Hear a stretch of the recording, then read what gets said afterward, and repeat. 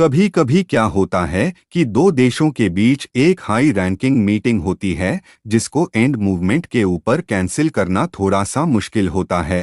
और यहाँ पर भी शायद भारत और ग्रीस ने मीटिंग ना कैंसिल करके अच्छा ही किया है। भारत टर्की और ग्रीस को लेकर एक बड़ी डेवलपमेंट सामने आ रही है। वैसे जिनको नहीं पता उनकी जानकारी के लिए बता दूंगी, जिस तरह से भारत और पाकिस्तान में आपस में कट्टर दुश्मनी है, सेम उसी तरीके से ग्रीस और टर्की की भी आपस में कट्टर दुश्मनी है, यानी कि दोनों देशों की आपस में नहीं बनती है। और ये दोनों देश पड़ोसी देश हैं। मैरीटाइम बाउंड्री, समुद्री क्षेत्र और छोटे छोटे आइलैंड्स को लेकर ये दोनों ही देश आपस में लड़ते रहते हैं और इनके बीच एक लंबा विवाद है टर्की के साथ। तो आपको पता है कि भारत के रिलेशंस भी कुछ खास नहीं चल रहे हैं एंड इसके पीछे भारत की भी कोई गलती नहीं है। टर्की ने भारत और पाकिस्तान में से पाकिस्तान को चुना। इस चक्कर में टर्की के प्रेसिडेंट अर्दोगन ने 2019 से लेकर 2023 तक लगातार 5 बार कश्मीर मसले को यूनाइटेड नेशन जनरल असेंबली में अपनी स्पीच में उठाया था। इस बार हालांकि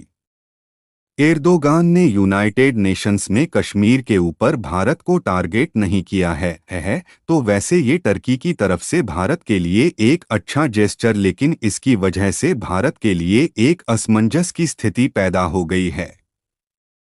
दरअसल ग्रीस चाहता है कि भारत और ग्रीस के बीच सैन्य संबंध और स्ट्रेटेजिक टाइज और मजबूत किए जाएं। दोनों देशों के बीच मिलिट्री एक्सरसाइज हो, हम दोनों देश एक दूसरे की सैन्य मदद करें और आपस में कुछ डिफेंस एग्रीमेंट्स साइन करें। और जिस तरह से हम अमेरिका, फ्रांस या फिर रशिया के साथ डिफेंस डील साइन करते हैं, सेम हम वैसे ग्रीस के साथ भी डिफेंस डील साइन करें और दोनों देशों के बीच डिफेंस टाइज को और मजबूत किया जाए। अब क्योंकि टर्की लगातार भारत के खिलाफ जा रहा था, इसलिए भारत ने या किया ग्रीस के साथ सैन्य संबंध मजबूत करने स्टार्ट कर दिए थे।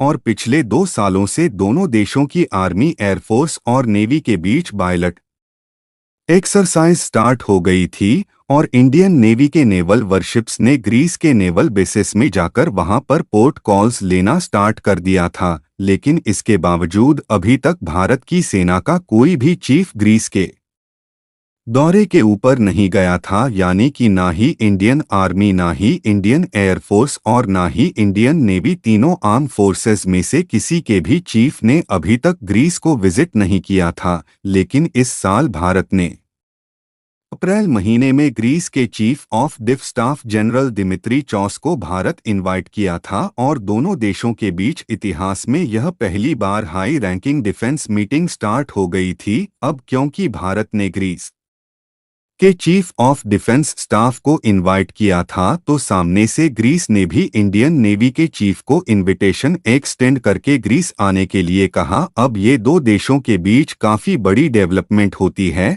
और भारत ने भी इनविटेशन एक्सेप्ट कर लिया था। अब हुआ क्या कि 3 दिन पहले 24 सितंबर को अर्दोगन ने यूनाइटेड नेशंस के मंच के ऊपर स्पीच दी, जिसमें उन्होंने कश्मीर के ऊपर भारत को टारगेट नहीं किया। अभी टर्की की तरफ से काफी अच्छा जेस्चर था, लेकिन ठीक उसके 48 घंटों के अंदर ही इंडियन नेवी के चीफ हाई रैंकिंग ऑफिशल्स और वो अपने डेलीगेशन के साथ ग्रीस के दौरे के ऊपर चले गए हैं। न्यूज़ निकल कर आ रही है कि इंडियन नेवी के चीफ एडमिरल दिनेश के त्रिपाठी सर 4 दिन के ग्रीस दौरे के ऊपर चले गए हैं और यह विजिट पिछले कल 26 सितंबर को स्टार्ट हुई थी और वो 29 सितंबर तक ग्रीस में ही रहेंगे। यह पहली बार है जब भारत की सेना का कोई चीफ ग्रीस के दौरे के ऊपर गया हो, इसलिए इसको भारत और ग्रीस के सैन्य संबंध में एक नई शुरुआत की तरह देखा जा रहा है। नो डाउट कि टर्की इस विजिट से नाराज होगा, लेकिन हमें भी कौन सा पता था कि टर्की के प्रेसिडेंट